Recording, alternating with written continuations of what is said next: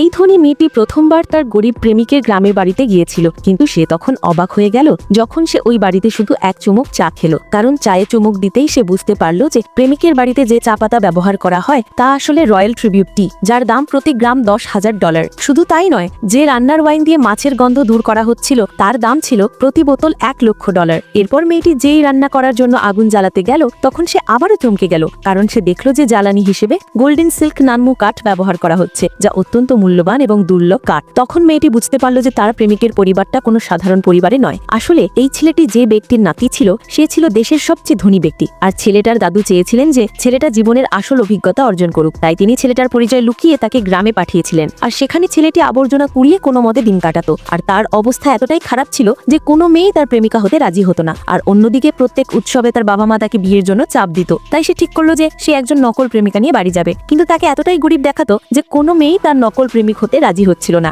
তখনই একটা ধনী মেয়ে আসে যে তার ক্লাসমেট ছিল, এবং সেই ছেলেটার নকল প্রেমিকা হওয়ার প্রস্তাব গ্রহণ করলো। কিন্তু মেয়েটারও একটা শর্ত ছিল যে ছেলেটিকেও তার সাথে তাদের বাড়ি গিয়ে বাবা মায়ের সাথে দেখা করতে হবে, কারণ মেয়েটিকে বহু বছর ধরে এক ধনী ছেলে বিরক্ত করছিল। তাই সে চেয়েছিল তার সাথে একজন নকল প্রেমিক থাকুক, যাতে সেই ছেলেটি তার পিছু ছেড়ে দেয় এবং তার বাবা মায়ের বিয়ের চাপও কমে যায়। ছেলেটি সঙ্গে সঙ্গে এই প্রস্তাবে রাজি হয়ে গেল। এরপর চুক্তি চূড়ান্ত হওয়ার পর ছেলেটি মেয়েটিকে নিয়ে তার গ্রামে পৌঁছালো। এরপর মেয়েটি ঘরে ঢুকতেই ছেলেটার দাদু মেয়েটাকে দেখে খুব খুশি হলেন, কারণ মেয়েটি খুব সুন্দর ছিল।